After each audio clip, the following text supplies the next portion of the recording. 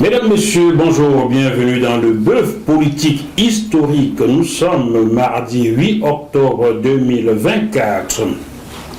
La République centrafricaine, ce nom évoque sans doute pour vous un pays, oui, un seul pays d'Afrique centrale. Mais qui sait que cette idée, que ce nom naquit avec une idée bien précise, celle des États-Unis d'Afrique centrale. Mais pourquoi ce projet de réunir les peuples d'Afrique centrale n'a jamais prospéré? En d'autres termes, qui a torpillé ce projet cher à Barthélemy Boganda, éphémère premier président de l'Oubangui-Chari ou de la République centrafricaine, comme on la connaît aujourd'hui? Pour en parler, notre invité est M. Passema Edjango, ancien enseignant en France, ancien fonctionnaire de la ville de Paris. Bonjour M. Edjango. Bonjour Jackie. Comment allez-vous? Très bien. Vous êtes très bien sapé comme jamais là. Ah ben, très heureux d'être dans votre studio et en votre compagnie et d'avoir été invité ce matin. C'est votre première sur JMTV+, et je vous en remercie. Merci. Et on va remercier quelqu'un qui nous a permis de nous rencontrer aujourd'hui. Il s'agit de Mireille Saki, conseillère municipale de la ville de Sevran en région parisienne. Sans elle... Que je salue. Voilà, sans elle, je ne vous aurais pas connu. C'est à l'occasion d'une conférence panafricaine organisée par Madame Mireille Saki, tout à fait, qui est conseillère municipale de Sevran, dans le 93. Que nous sommes rencontrés. Et là, par la suite, vous m'avez convié à cette émission de ce matin, de ce jour. Quand on rencontre la richesse, on ne la laisse pas passer.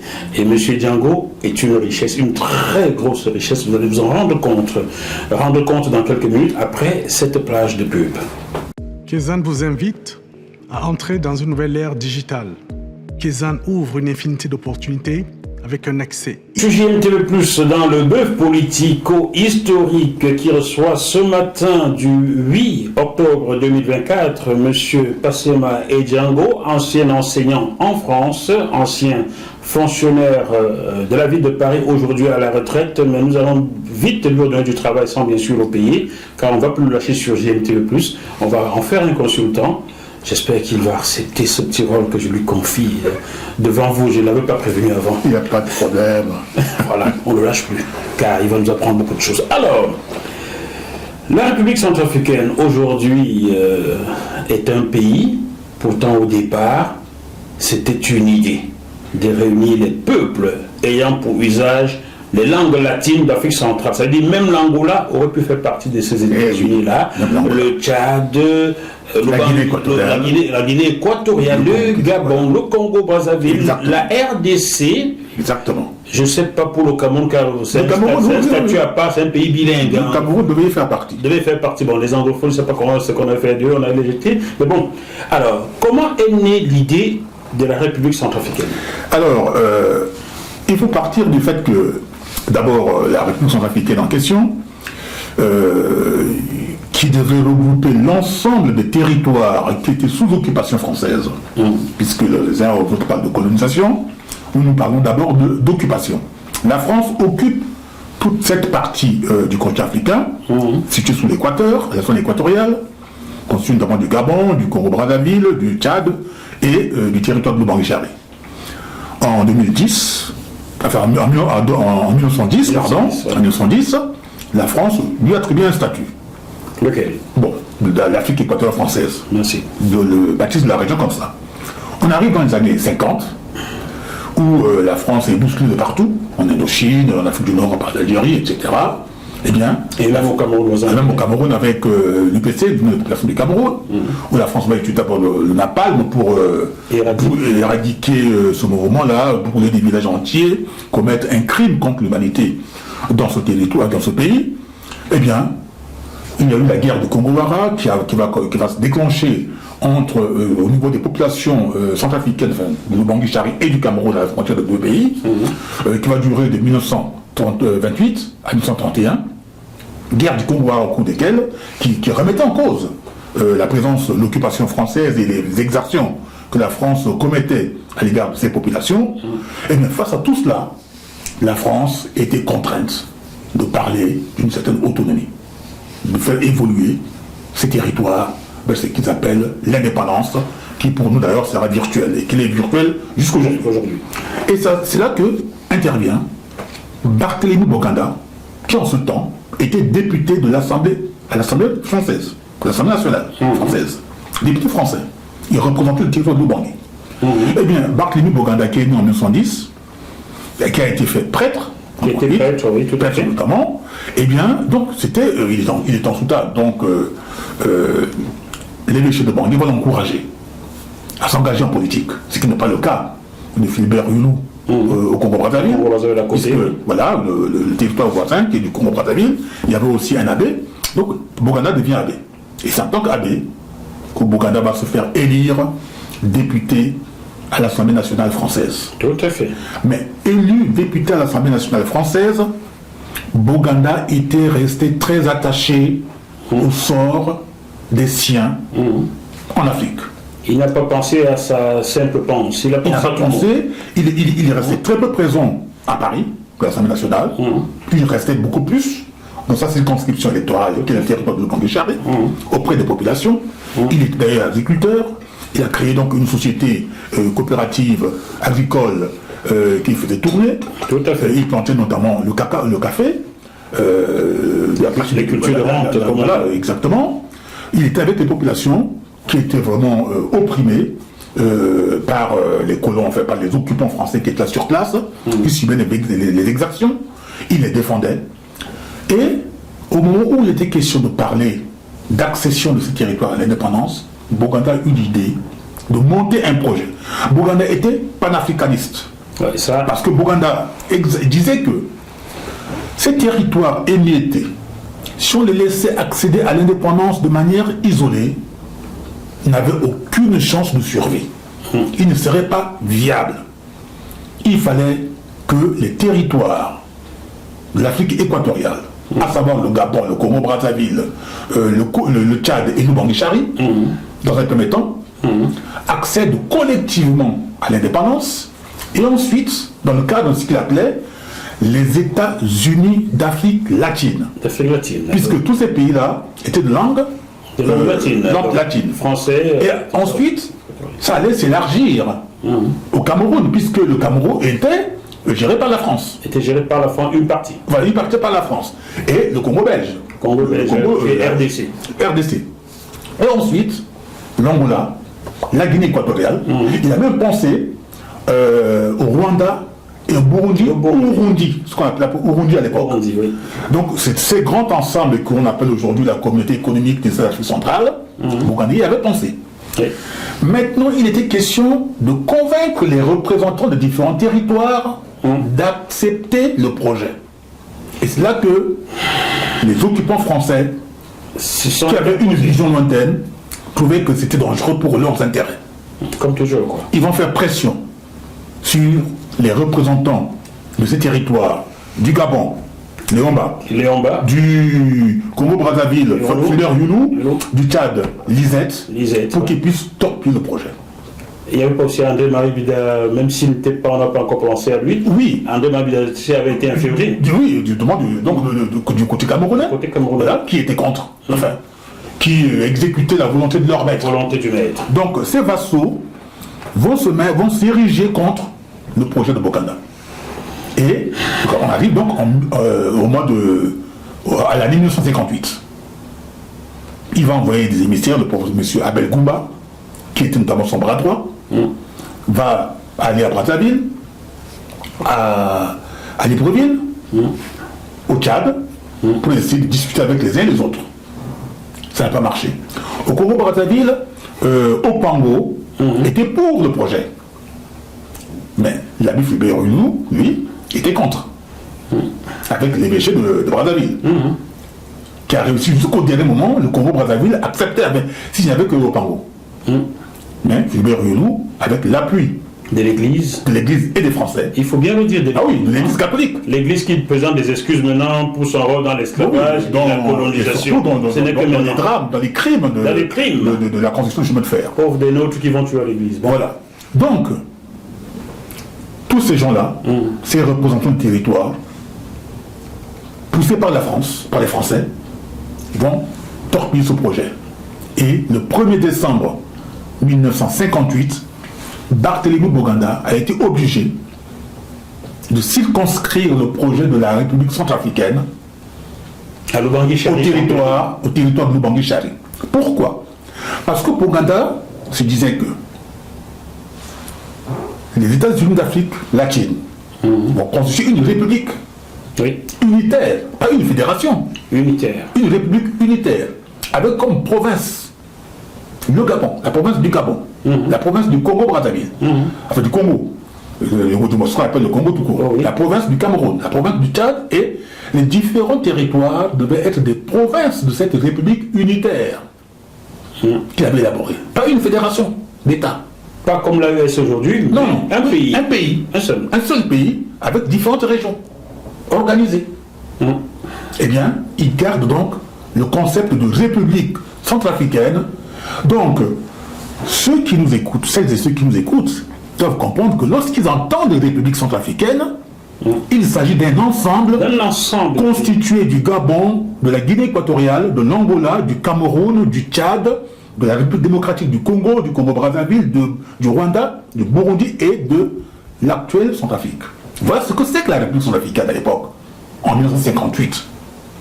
Eh bien, le projet va se référer à ce niveau-là. C'était plus que l'AES d'aujourd'hui. Hein. Mais oui. Donc, dès qu'il avait proclamé cela, il dit voilà, puisque les uns et les autres commençaient à s'exciter, maintenant à poser des problèmes, il proclame la République centrafricaine le 1er décembre 1958. Au niveau de Centrafrique, donc au niveau de Bangui. Et il garde l'espoir que dans la discussion, les autres allaient le rejoindre. Que se passe-t-il? On arrive au 29 mars 1959, donc quelques mois plus tard, 3-4 mois plus tard, il meurt. Il est neutralisé. On le meurt. On l'élimine. On l'élimine dans un accident bizarre qui jusqu'à aujourd'hui n'est pas encore clarifié. Bien. On le fait disparaître. Il meurt. Voilà, Boganda neutralisé, eh bien, la situation que nous connaissons aujourd'hui a été mise en place par l'occupant français de pays, d'États fictifs, d'indépendance virtuelle au niveau de chaque État, eh bien, avec toutes les conditions qui ont été imposées aux vassaux de ces peuples, qui ont été imposés à la tête du pays, qui n'ont aucune crédibilité, aucune souveraineté monétaire et autres, ni économique, eh bien, on se retrouve là aujourd'hui, 60 années plus tard, eh bien, dans une situation qu'on parle au départ, comme il y a plus d'un siècle en arrière. Eh bien, où le Camerounais doit prendre un visa pour l'ensemble Centrafrique. Voilà, et vice-versa, voilà. Et donc, on se retrouve dans une situation, avec, comme il avait bien eu, des petits États, sans soubassement, qui n'ont même pas d'abord de monnaie, qui n'ont pas une souveraineté monétaire, ce qui d'ailleurs ne sont pas des États, ce sont des États virtuels, qui ne sont pas indépendants, ce sont des indépendances fictives, voilà, et les populations complètement perdues, pas de service public, pas de structure, ne sont pas défendus, ne sont pas protégés, ne sont pas pris en charge. Boganda, je termine là-dessus pour dire que Boganda avait créé un parti politique pour l'ensemble de la région, le mouvement de l'évolution sociale de l'Afrique noire. C'est quoi, Messan, c'est bien ça? Le Messan. Donc, qui avait pour devise, donc, nourrir, vêtir, soigner, instruire, et bon, donc, tout cela, eh bien, Boganda avait conçu, donc avait un programme donc patriotique, panafricaniste, progressiste. Il était très en avance. Voilà. Et quand on parle des panafricanistes, au Ghana nous avons Kwame Nkrumah, au Congo, Kinshasa nous avons Lumumba. En Guinée nous avons Sékou Touré. On parle très peu de Barthélemy Boganda.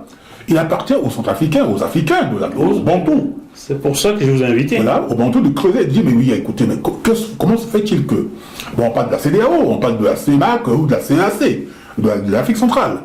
Eh bien, il y a eu un leader, un précurseur visionnaire, panafricanisme, qui d'ailleurs, à l'Assemblée nationale française, en tant que député, défendait bec et ongle les intérêts de son peuple.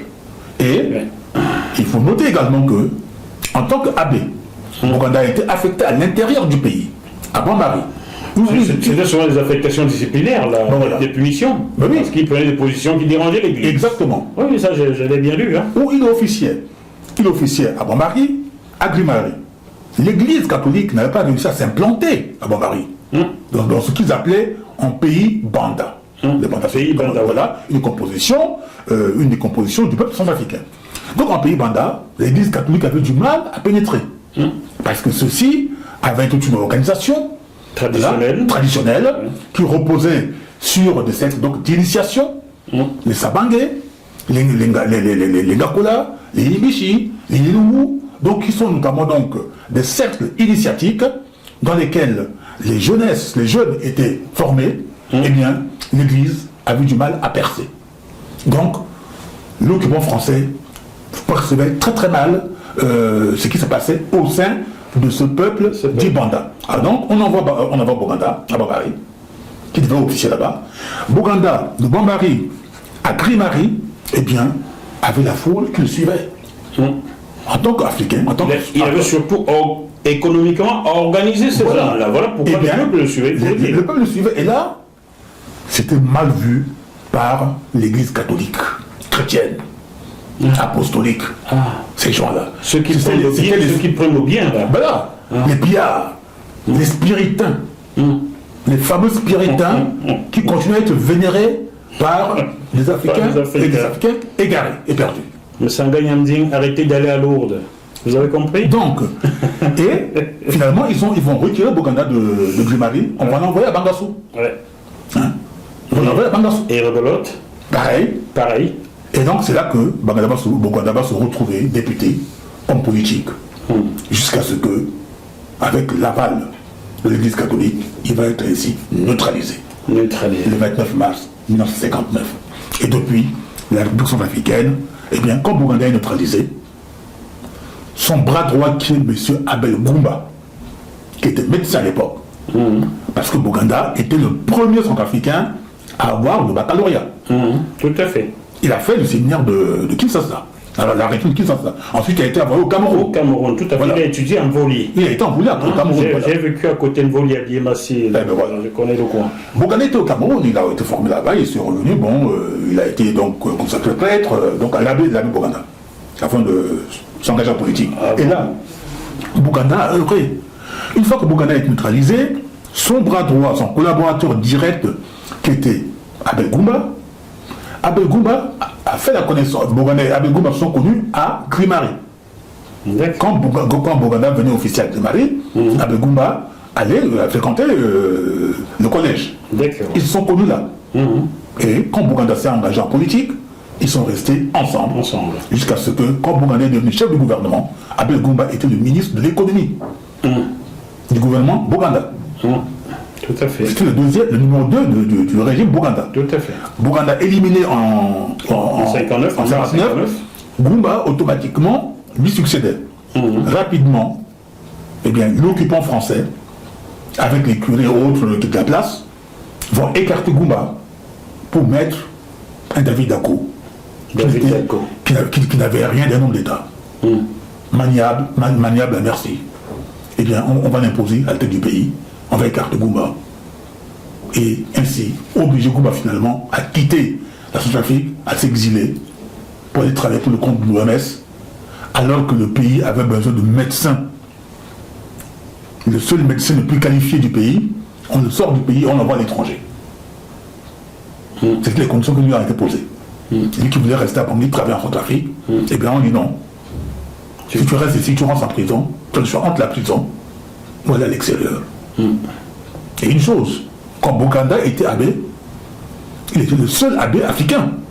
Oui. Mais lorsqu'il se retrouvait avec les autres curés, ils ne mangeaient pas ensemble. Ils ne mangeaient pas ensemble. Ils mangeaient avec le cuisinier. Il est abbé, mais lorsqu'ils se retrouvent avec les autres abbés occidentaux, oui, tous les abbés étaient blancs. Quand ils se retrouvent avec les autres... Boganda ne mangeait pas en compagnie des autres abbés blancs. Est-ce que c'était par choix ou parce qu'on imposait cela? Non, mais quand il arrivait, il reçoit un repas avec le cuisinier. Bien. C'était déjà ce qu'on appelle notamment la discrimination. Hein, merci beaucoup, la discrimination d'unité raciale. Cela me permet, vous me tendez une perche pour faire un clin d'œil à René Maran. Oui, René Maran a écrit Batouala. Et dans la préface de Batouala, René Maran a bien décrit le fascisme les plus barbares que les Occidentaux, enfin que les Français ont imposé au peuple africain, au peuple africain. Les colons en général. Hein. Oui, ici, il s'agit d'abord donc des criminels qui étaient là, parce que quand le terme colon, parce que c'est eux qui ont choisi le terme colon. Le terme colon. Ouais, et ça, ils reconnaissent eux-mêmes que le colonialisme est un crime contre l'humanité. Lorsque vous commettez un crime contre l'humanité, vous êtes un criminel, au même titre que les nazis avec Hitler. Donc, Batouala, dans ce roman-là, le préface décrit parfaitement le sort qui était celui des Centrafricains, des Oumanguiens. Ouais, parce qu'il faut savoir que tout au long des routes, ce qu'on appelle des routes, les Français n'ont pas conçu de routes. Ouais. Les routes centrafricaines numéro 4, numéro 1 et 2, mais c'était des passages des migrations des éléphants. Les éléphants sillonnent le territoire centrafricain. Chaque saison, en passant, vous voyez que ces éléphants-là tracent ainsi des routes, des voies.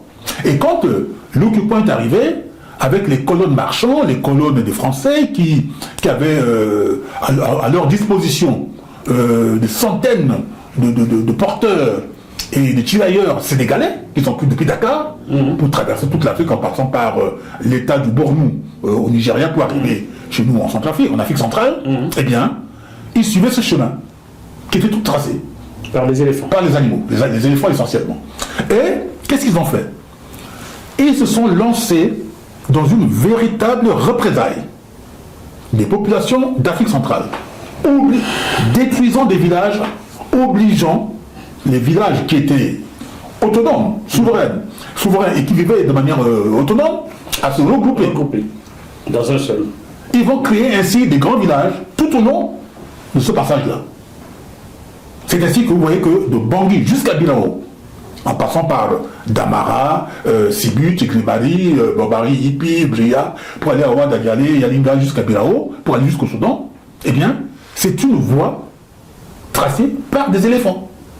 Et ils vont regrouper toutes ces villes que j'ai citées, étaient des regroupements d'autres villages, par la force. Et quand vous regroupez de force, et ça s'est passé uniquement en Centrafrique. Ça s'est passé aussi bien que ce soit au Cameroun, au Congo, Brazzaville, au Congo, Kinshasa, au Tchad, pareil. Donc on a obligé des populations qui vivaient de manière autonome, de manière paisible, dans leur village, à se regrouper de force, dans des grands ensembles. Pour mieux les contrôler. Pour mieux, d'abord non seulement les contrôler, mais les exploiter, les soumettre à une exploitation sauvage et barbare. Et il faut se dire que quand le territoire a été occupé par les Français, eh bien, nous avions perdu plus de la moitié de la population. Avant l'arrivée, aujourd'hui, la République centrafricaine compte à peu près 6 millions d'habitants. Mais avant l'arrivée des Français, il y avait déjà à peu près 6 à 7 millions d'habitants sur ce territoire-là. Mais quelques années plus tard, eh bien, plus de la moitié des Centrafricains ont trouvé la mort. Oui, quand j'étais gamin, on parlait de plutôt de 3 millions et poussières d'habitants en Centrafrique. Donc, sur les photos Chungom, on est... Oui, au 19e siècle, au 17e, 18e siècle, il y avait à peu près 6 à 7 millions d'habitants. Les Français arrivent à la fin du 19e siècle. Eh bien, ils ont soumis les populations africaines à un traitement tel que, d'abord, les travaux forcés, pour la récolte de l'EVA, pour la production du café, de la roselle et autres. Il faut ajouter que le père de Barthélemy Bonganda est tué. Le père de Barthélemy Bonganda qui était qui était obligé avec sa mère de récolter les VA, la culture notamment de la roselle, du café, etc. Il fallait apporter une certaine quantité de production. Et cette quantité-là n'étant pas produite, ils ont pris le père de Bonganda, on l'a battu à mort. On l'a battu à mort. Et pour ne pas les criminels, les occupants, parce qu'il faut savoir que lorsque les Allemands occupaient la France, on ne parlait pas de colonisation. On parlait d'occupation. On parlait d'occupation. Eh bien, mais en Afrique, c'est colonisation. En Afrique, c'est colonisation. Nous disons, ce n'est pas de la colonisation, c'est de l'occupation criminelle. De la même manière que les Allemands ont occupé de manière criminelle la France. Ils soumettaient les Français au même traitement que les Français nous ont imposé. Donc le traitement que nous avons subi en Afrique pendant l'occupation française, c'est le même que les Allemands. Peut-être même à une échelle moindre. Les Français, les Allemands n'hésitaient pas à battre les Français. Publiquement. À les aligner, pas à les éliminer. Et tous les Français qui collaboraient avec les Allemands, à la libération, les collabos, on les prenait, les femmes étaient rasées. Il y avait des jugements populaires dans toute la France. Des collabos. Parce que les Français ont à cœur ce qu'ils ont subi. Ce que nous, Noirs africains, particulièrement les Centrafricains, n'ont pas encore compris. Que nous avons subi les pires atrocités de la part de ces gens qui ont décimé la moitié de notre population. René Marant dans Batouala, dans la préface, d'abord, a bien décrit les populations allaient travailler dans les champs où ils n'avaient pas de quoi manger. Et les chevaux de ces gens-là, qui étaient engraissés, mais les populations étaient parfois obligées de chercher dans les excréments des chevaux pour trouver les grains qui sont tombés, pour les prendre, laver, pour se nourrir. Oui. À Bangui, on prenait des femmes, des enfants, on les enfermait. Jusqu'à ce qu'ils meurent de faim.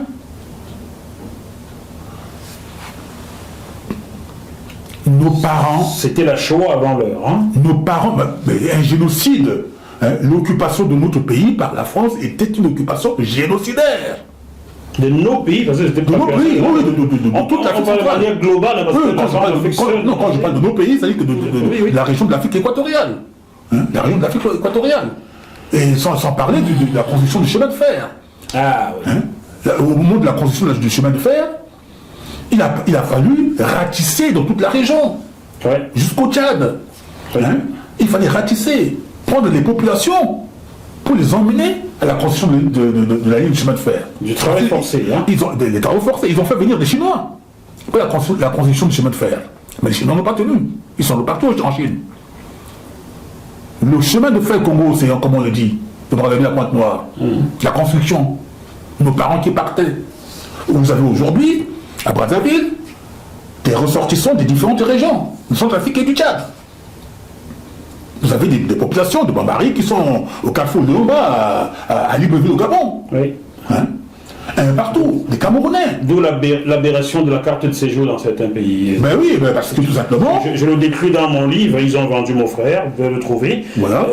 Mon effroi en arrivant au Gabon en 1998 et découvrir que je dois payer une carte de séjour à 500 000 francs CFA. Voilà. Je me suis dit, mais qu'est-ce que c'est que ça? Des gens interpellés, déshabillés, en plein carrefour. Une situation intellectuellement scandaleuse. Scandaleuse. Je ne parle pas que du Gabon, même au Cameroun. C'est pareil, vous arrivez à l'aéroport de Douala, qu'est-ce que c'est que ça?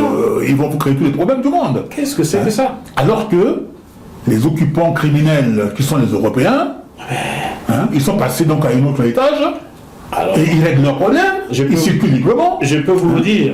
Quand j'étais Camerounais, ma carte de séjour me coûtait au Gabon 500 000 francs CFA pour 2 ans. C'est pas étonnant. Lorsque je suis devenu citoyen français, je suis retourné au Gabon, ma carte de séjour m'a coûté pour 2 ans 150 000 francs, donc plus de 3 fois moins. Donc le Français qui vit à 6 000 km paye plus de 3 fois moins chez une carte de séjour que le Camerounais voisin, que le Centrafricain voisin. Si vous allez plusieurs fois au Gabon, il a fallu que j'aille à l'ambassade du Gabon, prendre un visa, payer un visa pour aller au Gabon. Qu'est-ce que c'est que ce scandale?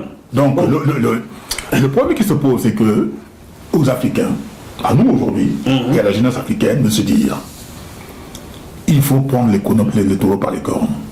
Il faut rompre avec cette aberration, cette stupidité, cet obscurantisme, qui fait que des individus qui sont là, dans les appareils dits étatiques, qui sont censés parler au nom des peuples, nos peuples, de se dire à un moment donné, il faut remettre les choses à l'endroit.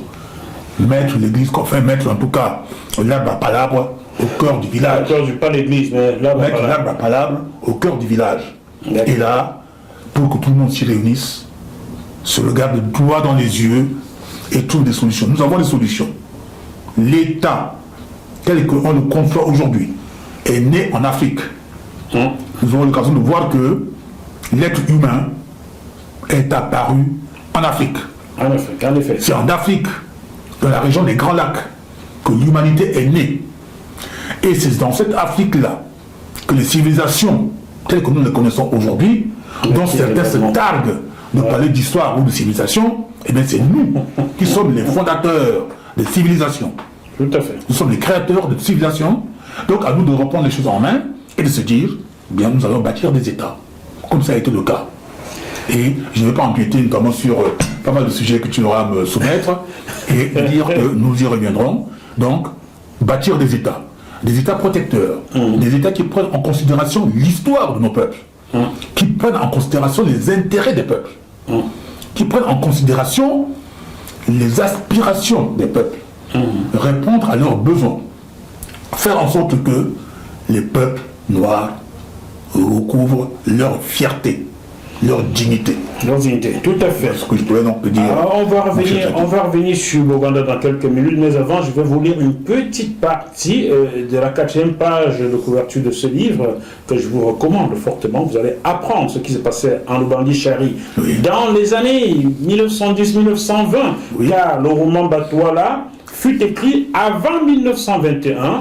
Et le roman Batouala a été sanctionné par un prix, le prix Goncourt. Goncourt en 1921, René Maran a eu le prix Goncourt de ce roman-là, qui pendant des années a été mis sous le tapis. Pendant nos années d'enseignement, il a même été inscrit à l'époque du baccalauréat en France, jusqu'aux années 80, 2000. Ce roman, Batouala, était étudié par les petits Français, mais pas des extraits. Juste des extraits. Les extraits de Batouala, le roman également, mais pas la préface. Puisque la préface, voilà, mais bon, tu dis que les étudiants curieux pouvaient lire intégralement le roman. Parce que quand vous lisez le roman, il y a le roman qui se passe du côté de la Kémoglibini, essentiellement donc du côté des Sénutes, en pays Banda, où les personnages de ce roman-là, qui décrit, il a bien décrit la vie de la communauté et comment ça se passait, et le ressentiment que les populations avaient vis-à-vis de leur oppresseur, le Leucoderme, ce qu'on appelle pudiquement blanc, qui pour nous sont des dépigmentés, des démélanisés Leucoderme, qui étaient là et qui, pratiquement animés par un sentiment de haine à l'égard du noir, peut-être par jalousie, du fait qu'ils ont perdu leur mélanine, ça fait que ça les a transformés et faire d'eux... Il faut noter que lui-même, René Maran, fonctionnaire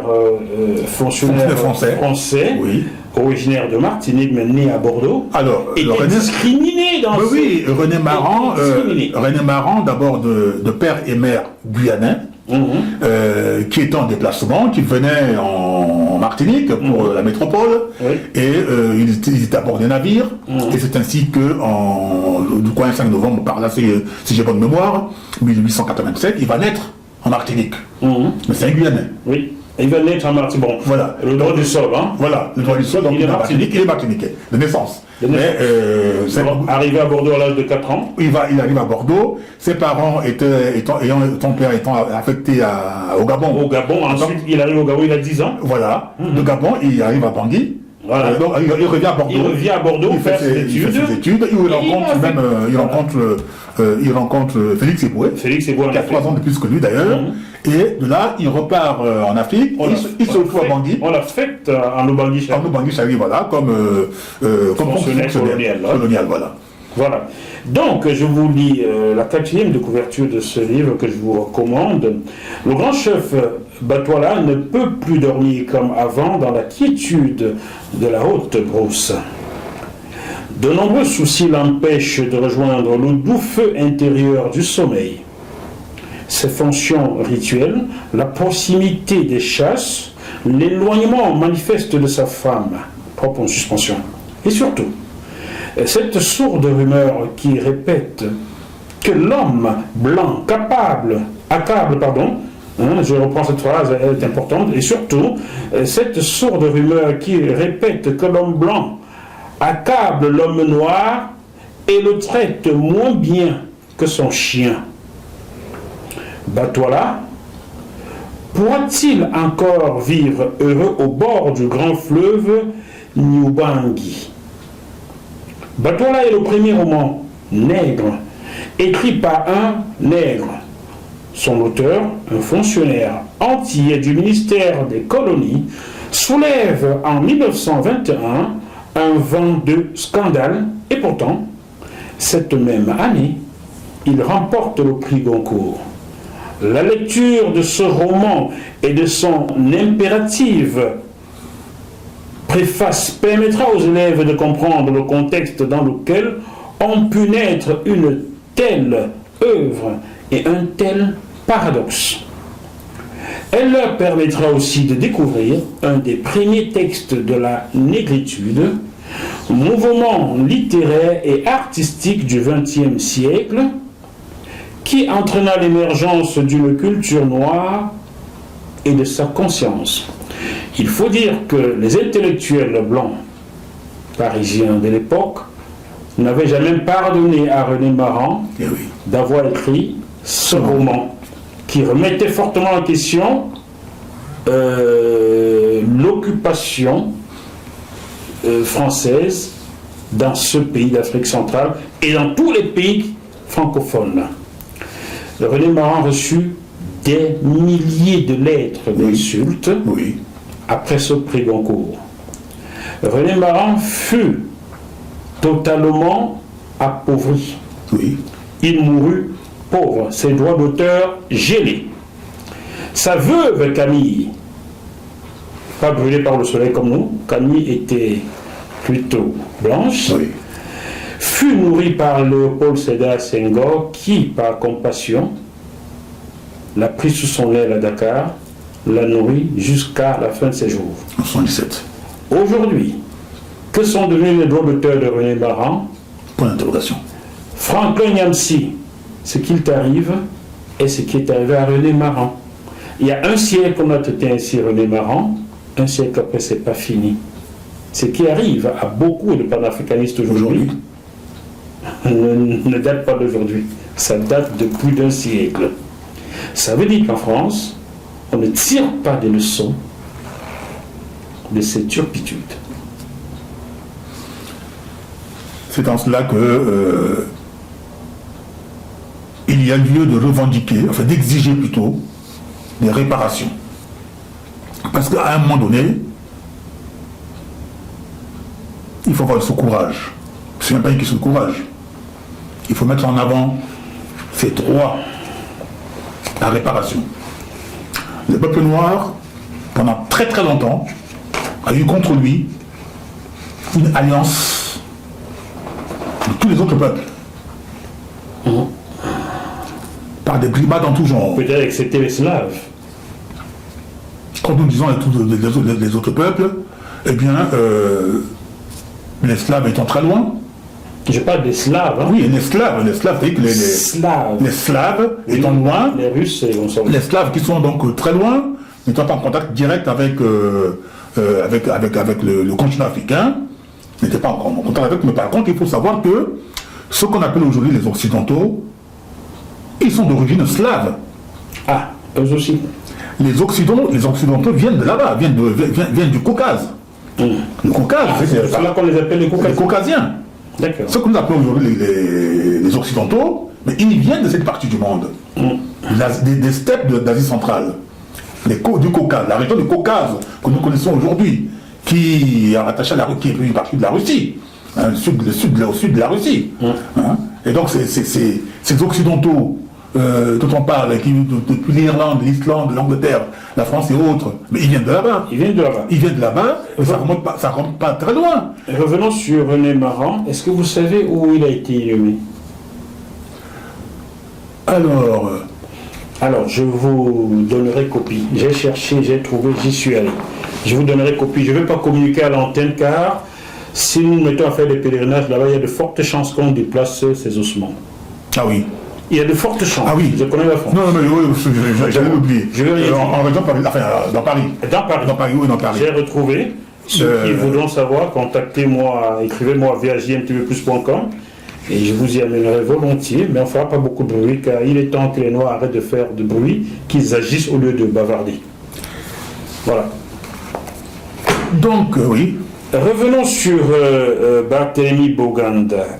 En Afrique noire, dans cette période de grosse turbulence en Afrique, à chaque fois qu'un chef d'État tombe, d'une manière ou d'une autre, le nom du premier président ivoirien Félix Houphouët-Boigny n'est jamais loin.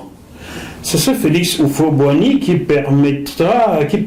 a permis à Barthélemy Boganda d'être président d'un conseil dans l'Afrique équatoriale. Alors, bizarre. Oui, parce que à l'époque, le Rassemblement démocratique africain, le RDA, Oui.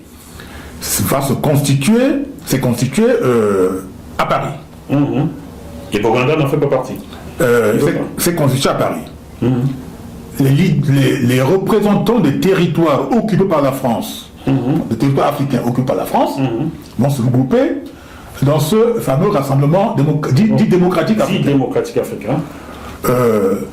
Boganda, qui vit déjà la discrimination au sein de l'épiscopat français en Afrique, et à Paris, les discours qui étaient tenus par les uns et les autres, et qui n'allaient pas dans le sens des intérêts africains, ils voyaient qu'il n'y avait pas lieu Ils sont éloignés. de faire partie d'un groupuscule qui ne prenait en considération que les intérêts de ses membres. Donc, il n'a pas adhéré au RDA, le Rassemblement démocratique africain. Tout à fait. Mais jusque-là, Voilà.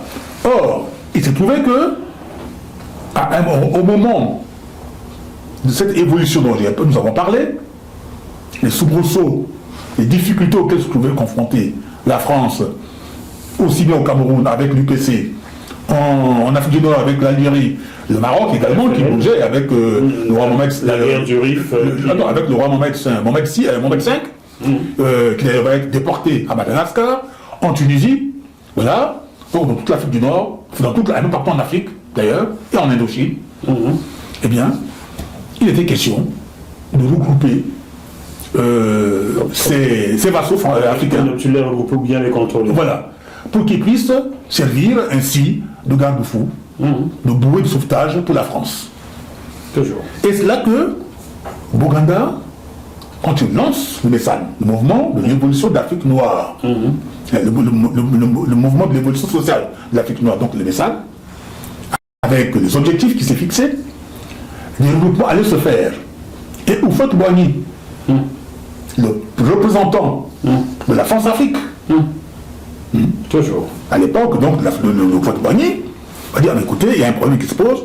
Or, le Grand Conseil de l'Afrique équatoriale française, qui a son siège à Brazzaville, qui jusqu'ici était présidé par un Français, le coderme des mélanisés des Dorois blancs, comme il s'appelle des blancs, entre guillemets, eh bien, il fallait renouveler ce conseil-là, la présidence.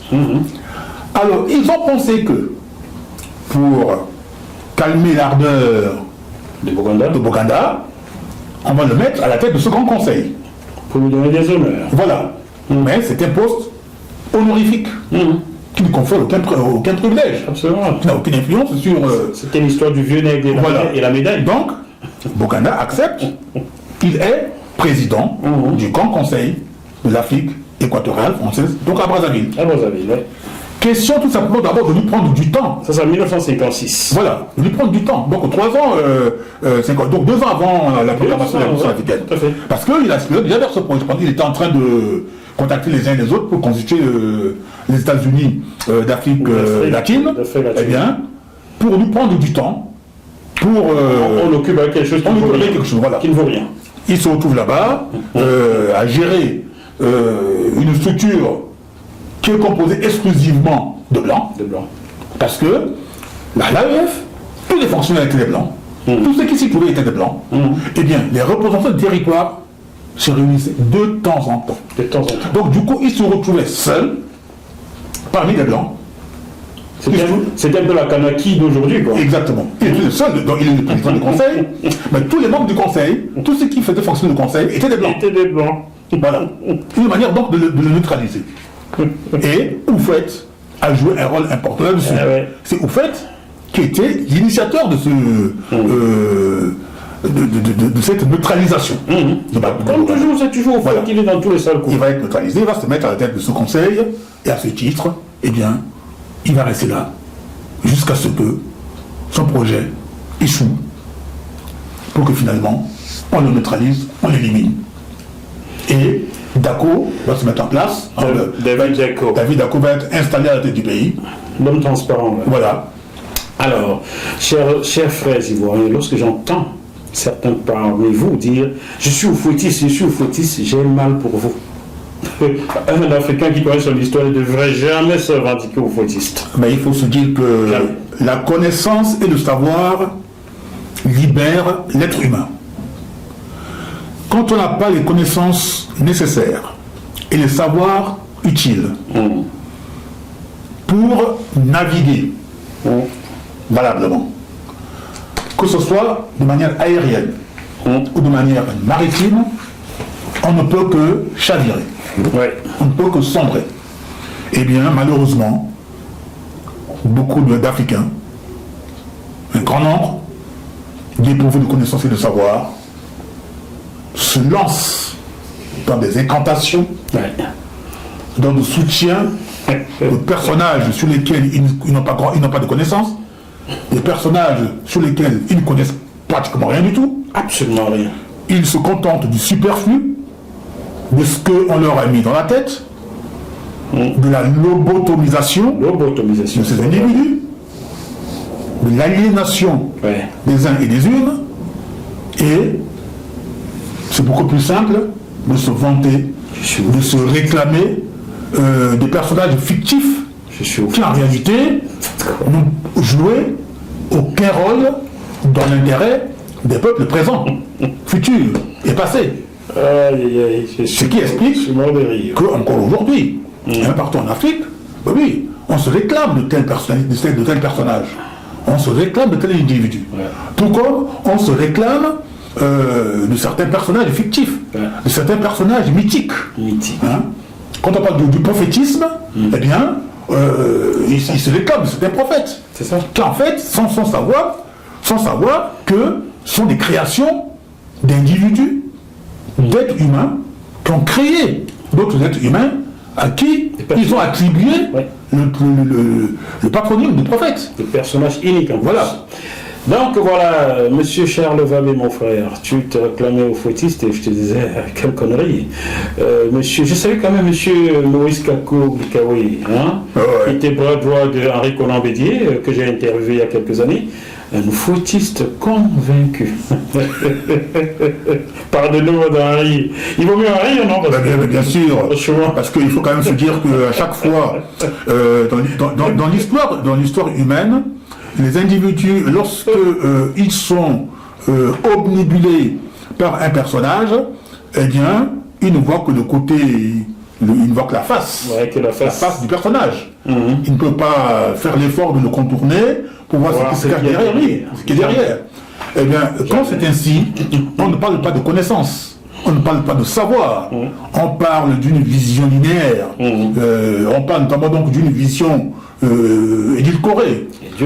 Voilà, donc c'est un peu comme si tu fermes l'autre œil et que tu regardes d'un seul œil. Ta vision est ainsi faussée. Un conseil avant de fermer cette première partie, chers frères africains, ne vénérez jamais aucun président d'Afrique francophone qui a pris les rênes de son pays au lendemain des pseudo-indépendances. Je dis, ne vénérez presque aucun. Si oui, peut-être c'est Couturé. Les indépendances virtuelles. Les indépendances virtuelles. Tous ceux qui ont été installés là, qui sont restés 1 an, 2 ans, 3 ans sans être morts, je peux faire dire ainsi, ne travaillaient pas pour leur pays. Mais non. Donc, quelqu'un qui se revendique ou fouettiste, aïdioïste, machin, vous n'avez rien compris encore. Vous avez encore beaucoup de travail. Voilà. Nous avons terminé cette première partie. Comme je ne sais pas tout, et nous ne pouvons jamais aborder tous les pans dans les sujets que nous abordons. C'est normal. Je vais vous demander de répondre à la question non posée dans cette partie. C'est-à-dire que dites quelque chose pour clôturer cette première partie qui concerne ce projet des États-Unis d'Afrique latine qui n'a jamais vu le jour. Dites quelque chose pour clôturer cette première partie. Alors, à la jeunesse africaine, voilà un sujet de thèse, de doctorat, puisque beaucoup de jeunes africains qui vont dans ce que nous appelons les univers de formatage se gargarisent souvent de titres, de thèmes, de sujets qu'ils élaborent sous le contrôle de leur maître.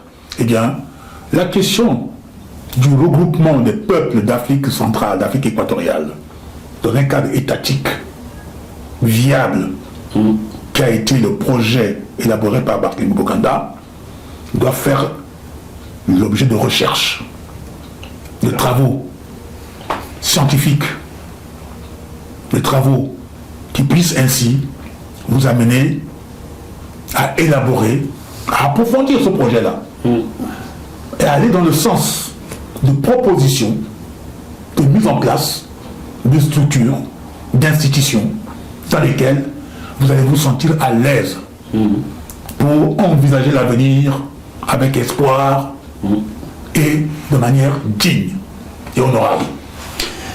Voilà, pour ceux d'entre vous qui aujourd'hui applaudissent l'AES, sachez que l'AES avant l'heure, mais plus que l'AES, aurait pu voir le jour en Afrique centrale dans les années 50, mais comme d'habitude, quelqu'un l'a torpille. Vous avez compris aujourd'hui l'histoire, j'espère. Chers téléspectateurs, on se retrouve dans quelques minutes dans toujours cette émission avec d'autres sujets. À tout de suite.